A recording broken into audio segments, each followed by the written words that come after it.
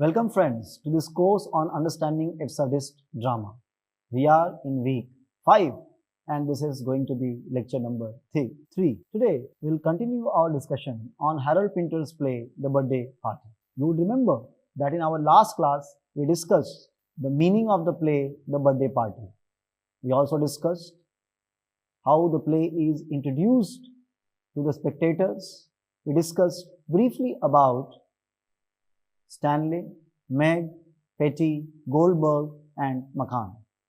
Today, we'll begin from where we left yesterday. From the previous discussion, you would remember that Stanley was a pianist. He was an artist who had left the outside world and started living with Meg and her husband Petty. Why has he left the profession of a pianist? Whether he is a runaway or an outcast, reflecting on those years as a pianist, Stanley says, "They carved me up. It was all arranged. It was all worked out. My next concert, somewhere else it was, in winter. I went down there to play. Then, when I got there, the hall was closed. The place was shuttered up, not even a caretaker. They had locked it up, a fast one. They pulled a fast one. I would like to know who was responsible for that. All right, Jack, I can take a tip. They want me to crawl down on my bended knees. Well, I can take a tip any day of the week." Stanley tells this before the arrival of Goldberg and McCann. It appears that he has offended some very powerful people in the outside world. Who are they? Why are they searching for Stanley? And whether Goldberg and McCann are their agents or not. In fact, as readers, we continue to wonder what a harmless pianist like Stanley could have done to those powerful people. Why was his second concert cancelled? Why the hall was closed? We do not know anything about this in the play. And this creates a sense of menace as well as mystery.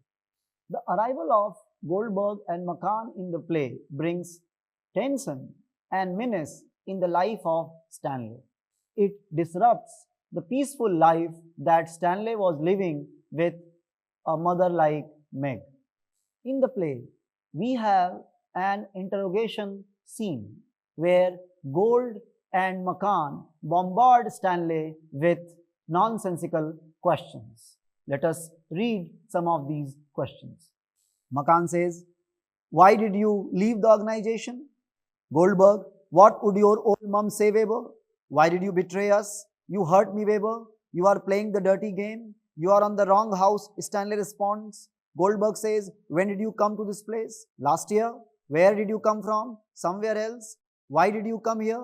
"My feet hurt." "Why did you stay?" "I had a headache." "Where was your wife?" "In." "Answer." "What wife?" "What have you done with your wife?" "He has killed his wife." "Why did you kill your wife?" "What wife?" "How did he kill her?" "How did you kill her?" "You throttled her with arsenic." "Where is your old mom?" "In the sanatorium." "Why did you never get married?" "She was waiting at the porch." "You skedaddled from the wedding." "He left her in the lurch." "You left her in the pudding club." McCann says, "She was waiting at the church." These questions are random. Often they appear to be nonsensical. Stanley is accused of betraying his wife, betraying his organization, betraying his mother. Whether these accusations are correct or these are just allegations against Stanley to torture his mind. There is a moment in the play when Goldberg asks Stanley how he killed his wife, whether he throttled her or killed her with arsenic. But a few sentences later, Goldberg says, "Why did you never get married?" Now this appears to be an oxymoron. If Stanley did not marry, how can he have a wife? And if he does not have a wife, how can he kill his wife? If he had not married, if he does not have a wife, did he leave his future wife intended wife? And if he left her, where did he leave her? Whether he left her at the church, at the altar, or wherever, we cannot be sure. In fact, Stanley is not allowed to answer. He is bombarded with questions which are like torturing machine. This surreal questioning of Stanley continues. Goldberg says, Weber, why did you change your name? I forgot the other one. What's your name now? Joe Soap. You stink of sin. I can smell it. Where is your lechery leading you? You will pay for this. You stuff yourself with dry toast. You contaminate womankind. Why don't you pay the rent? Mother defiler. Do you recognize external force? What? Do you recognize an external force? That is the question. Do you recognize an external force responsible for you, suffering for you? Stanley says, it is late. Late? Late enough. When did you last pray? He is sweating. When did you last pray? He is sweating. In this conversation, Stanley is accused of being a sinner, being incestuous, being pervert and lecherous. As readers, we start wondering what is the meaning of these questions, whether these questions have some sense or they are nonsensical. And if they are nonsensical, why are they being asked? Why has Stanley changed his name? Why does he stink of sin? Why had he stopped praying? These are the questions which constantly arise in the mind of the readers and spectators. Goldberg and McCann ask Stanley whether he recognizes an external force or not. What is this external force? Whether this external force is God, or this external force is society, or it is state, law, we can have any conclusion that we want to.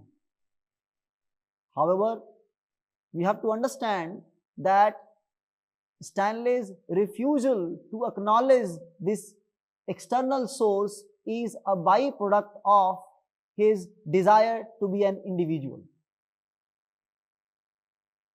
These questions are expressions of subconscious fears that all human beings have because of the moral and ethical norms imposed on them by social and cultural structures. Perhaps Stanley is scared of these social, moral questions, and that's why he had run away and started living with Meg in an isolated house on Sea Beach. Although society is not going to leave him, they have sent their agents to catch hold of Stanley, who will take him away once more for his reintegration into society. And therefore, there is a possibility that we can understand Goldberg and McCann as the agents of social system. Why is Goldberg accusing Stanley of being an atheist? Why he tells that Stanley has stopped praying? In fact, this can be seen as a rejection of religious morality by Stanley. As the play progresses, we celebrate along with the characters on the stage Stanley's birthday, although Stanley has been denying that it is not his birthday. To pass the time, they start playing the blindfold game. Meg says, "It is Stanley." Goldberg says to Lulu, enjoying the game. Meg says, "It is your turn, Stan." McCann says, "Take off the scarf." McCann says to Stanley, "I'll take your glasses." McCann takes Stanley's glasses. Meg says, "Give me the scarf." Goldberg says, "Mrs. Bowles." Meg says, "That's what I'm doing. Can you see my nose?"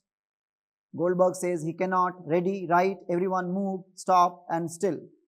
Stanley stands blindfold. McCann backs slowly across the stage to the left.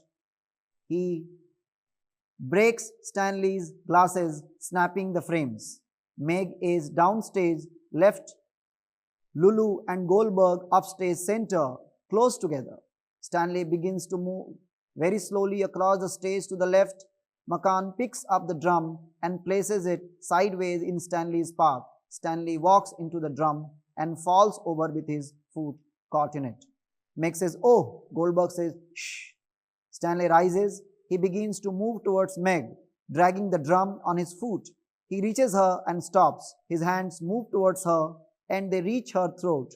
He begins to strangle her. McCann and Goldberg rush forward and throw him off. Now, what is the significance of this game that Stanley and others are playing in the play? The game is loaded with dramatic and symbolic significance. It symbolizes Stanley's inability to see or understand his situation, reflecting his confusion and lack of agency throughout the play. It also underscores human beings' existential blindness, our inability to comprehend the forces controlling us or the nature of reality.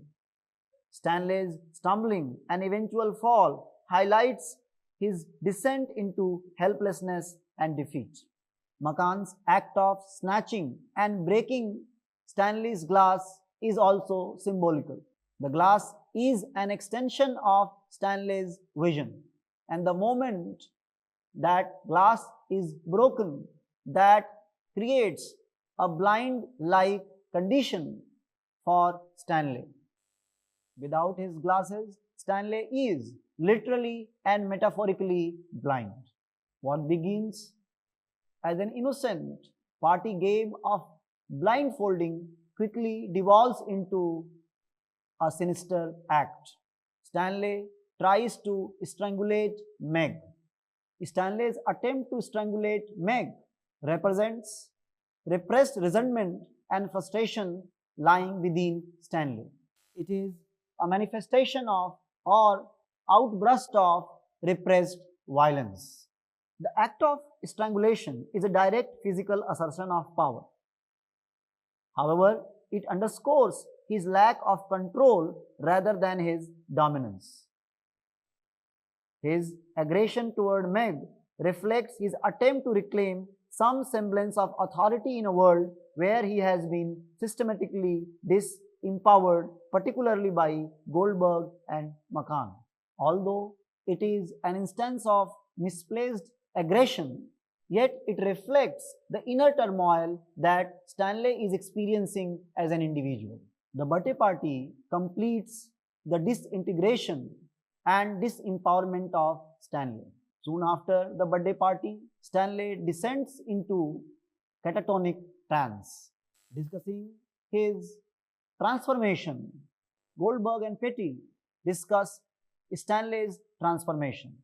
Goldberg says, "Yes, the birthday celebration was too much for him." Petty says, "What came over him?" Mr. Bowles, pure and simple, nervous breakdown. Petty says, "But what brought it on so suddenly?" Goldberg says, "Well, Mr. Bowles, it can happen in all sorts of ways. A friend of mine was telling me about it only the other day. We had both been concerned with another case, not entirely similar, of course, but quite alike. Anyway, he was telling me, you see, this friend of mine, that sometimes it happens gradual, day by day, it grows and grows and grows day by day. And then other times it happens all at once, poof, like that the nerves break. There is no guarantee how it is going to happen, but with certain people it is a foregone conclusion." Thus, Goldberg designates this transformation of Stanley as a symptom of nervous breakdown. Goldberg is indicating that suddenly Stanley has become a mentally ill person. Petty is unable to understand that. How can this happen all of a sudden? Goldberg informs him that this outburst of nervous breakdown might happen suddenly, but it is a long work. And one day, all of a suddenly, Goldberg considers Stanley's transformation an effect of nervous breakdown. He suggests that this nervous breakdown may happen all of a sudden or gradually. Basically, Stanley's nervous breakdown is symptomatic of existential nervousness of all human beings. All human beings suffer alike, although some of them have capacity to have control over their mind, while many of them do not have, like it is in the case of Stanley. As Goldberg says, it was a foregone conclusion. Stanley's breakdown can be seen as a metaphor for the individual's collapse under societal, political, or psychological pressures. Goldberg's description of it as a foregone conclusion implies that Stanley was always destined to break, perhaps because he represents a non-conforming figure in a system that demands compliance and conformity. Stanley's nervous breakdown is an outcome of repression and trauma that he might have felt and experienced as an individual. It is both a personal as well as universal tragedy. Pinter represents his psychological collapse as a layered process, blending elements of paranoia, repression, and existential despair. His collapse underscores the fragility of identity and highlights the play's central concern with the tension between individual autonomy and external oppression. Stanley's breakdown is not just personal but also symbolical and social. It reflects the oppressive nature of societal forces which torment human beings in the form of Goldberg and McCann. The outcome of this breakdown is Stanley's forced submission to the authority of Goldberg and McCann. Stanley loses his capacity to speak. He can only babble and jabber and stammer. In other words, he has lost his capacity for words. By the end of the play, he is a shadow of his former self, dressed in a suit and rendered mute, ready to be taken away. Goldberg and McCann, they become his godlike guardian and they decide what is to happen to Stanley. Goldberg says, "It goes without saying, between you and me, Stan, it is about time you had a new pair of glasses." McCann says, "You can't see straight.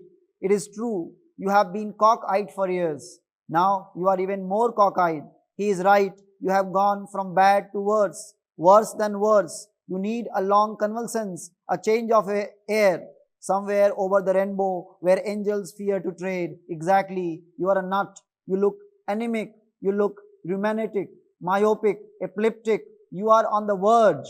You are a dead duck, but we can save you from a worse fate. True, undeniable, will watch over you, advise you, give you proper care and treatment.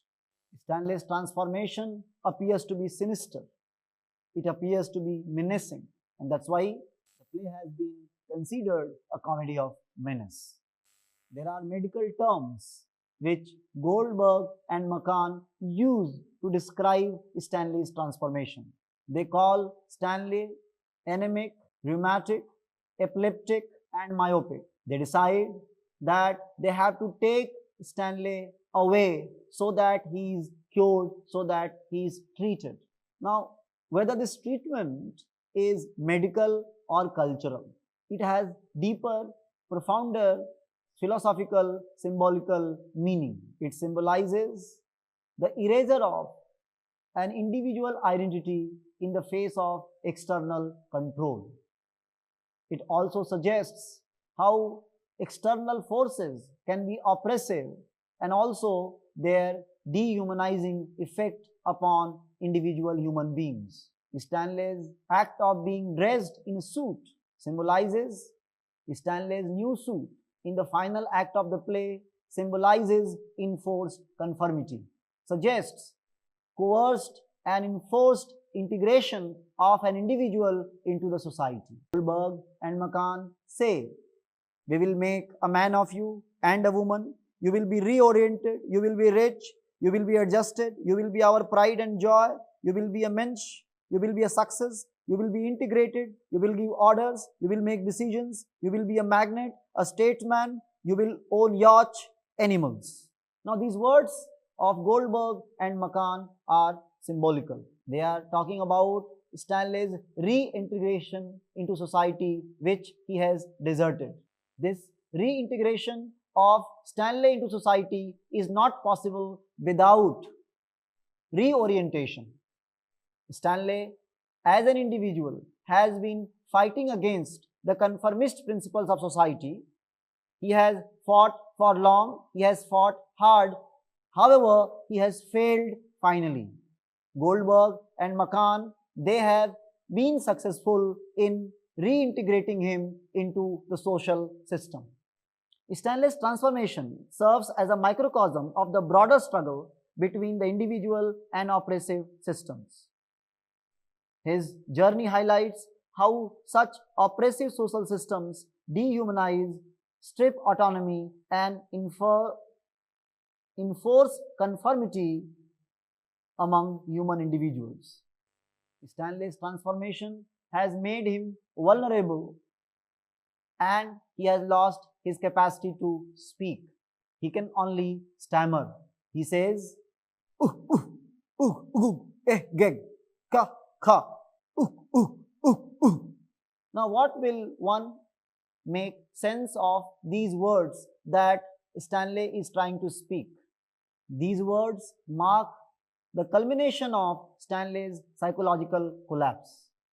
His incoherent sounds reflect existential void that Stanley is experiencing. Stripped of his autonomy, he becomes a mute witness to his own alienation, to his own death, embodying the absurdist notion of a meaningless and oppressive existence. His inability to speak can also be read as the ultimate victory of Goldberg and McCann, who systematically dismantled his sense of self. Their relentless arrogation leaves Stanley linguistically and emotionally paralyzed, a reflection of authoritarian control and its power to silence individual dissent. Stanley's linguistic paralysis reflects his dehumanized and animal-like stage. He is no longer a person with identity, while Stanley is transformed. He has lost his individuality. Meg is unable to see his transformation. Meg was absent while Stanley was taken away by Goldberg and McCann in their black van. Although Stanley is absent, Meg tries to pretend as if nothing has happened. She says, and I quote, "Where is Stan? Is Stan down yet, Petty? No, he is. Is he still in the bed? Yes, he is still asleep. Still, he will be late for his breakfast. Let him sleep." And there is a pause. "Was not it a lovely party last night? I was not there, weren't you? I came in afterwards. Oh," and there is a pause. "It was a lovely party. I have not laughed so much for years. We had dancing and singing and games. You should have been there. It was good, eh?" Pause. "I was the belly of the ball. Were you? Oh yes." They all said, "I was." "I bet you were too." "Oh, it is true. I was." Pause. "I know I was," and the play ends. Although Stanley has been taken away, Meg appears to be oblivious to what has happened. She converses with Petty as if everything is normal, nothing has happened. Her self-congratulatory comments about being the belly of the ball reflects the illusion Meg requires in order to live her life. In order to live her life, she avoids confronting the darker fate that Stanley has just met. Meg's refusal to acknowledge the truth mirrors one of the central themes of the play, the human tendency to escape or deny the uncomfortable reality. Just as Stanley withdraws into silence, Meg retreats into an alternate version of events that is less threatening. Meg's denial of The disappearance of Stanley is symbolical of human beings' desire to live in the cobweb of their illusions. Meg is content to live with the illusion that Stanley is sleeping upstairs in his room. Her behavior encapsulates the absurdist notion that people often construct false illusions to impose meaning on an incomprehensible and chaotic world. Her fixation on the party's supposed success is a desperate attempt to impose order on the disordered world around her. So, what is the meaning of the play, The Birthday Party? What does the play signify? What can be various interpretations? Let us discuss what Pinter has to say and how Martin Esslin responded to the play, The Birthday Party. Martin Esslin says, the birthday party might be seen as an image of man's fear of being driven out from his warm place of refuge on the earth. The play would then, like Beckett's Endgame, emerge as a morality about the process of death itself, a kind of modern everyman. He also says, the birthday party might also be seen as an image, a metaphor for the process of growing up, of expulsion from the warm, cozy world of childhood. That Meg, with her crushing combination of motherliness and senile eroticism, is a mother image seen from the viewpoint of an Oedipus complex, needs no particular stress. Stanley is reluctant to leave the warm, though seedy nest which Meg has built for him. He is afraid of not only the outside world, but also of sexuality outside the cozy mother-son relationship. That's why he refuses to go out with Lulu. And that's why at the climax of his mental crisis, his birthday party, he first attacks Meg, the mother figure, perhaps for not registering the destruction of their relationship, not being aware of the meaning of the presence of Goldberg and McCann, why we then find trying to rape Lulu. So Esslin is suggesting psychoanalytical reading of the play where Meg is the mother figure and Stanley does not want to move out of the cozy, comfortable room that his mother-like figure Meg has built for him. So, Esslin suggests that the birthday party can be read as a modality play which talks about the exile of man on this earth which is a warm house for man, which man does not want to leave, not knowing what death offers him or her. And as a consequence, Esslin argues that Goldberg and McCann can be interpreted as messengers of death who have come to take Stanley away to the netherworld. As we saw, Esslin has also suggested that there are Oedipal undertones in the play The Birthday Party. Stanley's desire of not leaving Meg's house is symbolical of his desire of not coming out of mother-son relationship. That is why a father-like figure in the form of Goldberg and McCann has to come and take Stanley away into the world of sexuality, into the world of adult human beings. So the play can also be interpreted as a journey of a child from the imaginary state to the symbolic stage of Laka.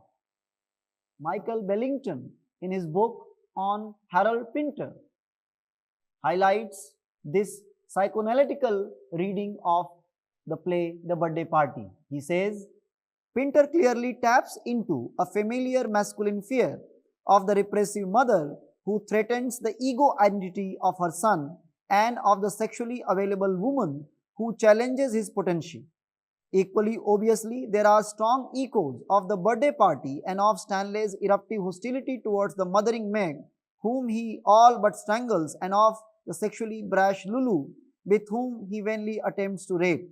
It is a play about the way male inadequacy turns towards enraged, impotent violence. But there seems no personal pressure behind it. It is Freud for the mass market rather than something wrenched from the author's own psyche. What Bellington and Essling are suggesting is that the play dramatizes the Oedipal conflict within an individual. The child does not want to come out of the Oedipal relationship which he has with his mother, and it requires an external figure, a father-like figure, a phallic figure like Goldberg and Macan to come and integrate him into the symbolic linguistic structure. There can be a political reading of the play The Birthday Party as well. Bellington has suggested that Goldberg and Macan in the play symbolize two most autocratic religions of the West, Judaism and Christianity. Goldberg represents Judaism while Macan represents Catholic Christianity. Bellington's argument is that the play dramatizes Stanley's resistance against these two oppressive religions. Pinter himself has hinted about this aspect of the play. Pinter says, "We have agreed the hierarchy, the establishment, the arbiters, the socio-religious monsters arrive to effect censor and alteration upon a member of the club who has discarded responsibility towards himself and others. What's your opinion, by the way, of the act of suicide? He does purchase, however, for my money a certain fiver. He fights for his life. It does not last long, this fight, his core being a quagmire of delusion, his mind a tenuous fuse box. He collapses under the weight of their acquisition, an acquisition compounded of the shit-stained structures of centuries of tradition." Pinter also says to one of his friends that between you and me, the play showed how the bastards, how religious forces ruin our lives. But who is going to say that in the play? That would be impossible. I said to Peter Wood, did he want Petty, the old man, to act as a chorus? All Petty says is one of the most important lines I have ever written. As Stan is taken away, Petty says, Stan, don't let them tell you what to do.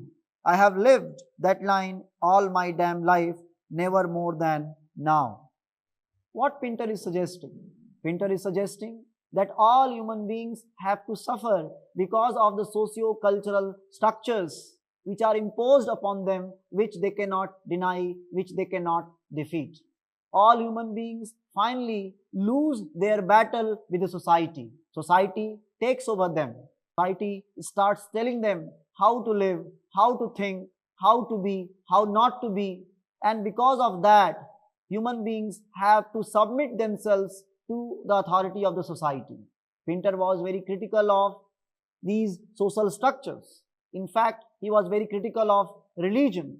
That's why he calls these structures shit-stained strictures of centuries of tradition. Pinter is aware that religious forces, social forces, cultural forces ruin human lives. They destroy individuals, and therefore he desires a battle with these oppressive socio-cultural forces. He wants human beings to fight, although he knows that their fight is ultimately going to lead them to nowhere. Ultimately, they will be defeated and they will be lost. For Pinter, the birthday party is a revolt against the external forces. These external forces may be society, may be religion, may be God. It can be anything that you feel like.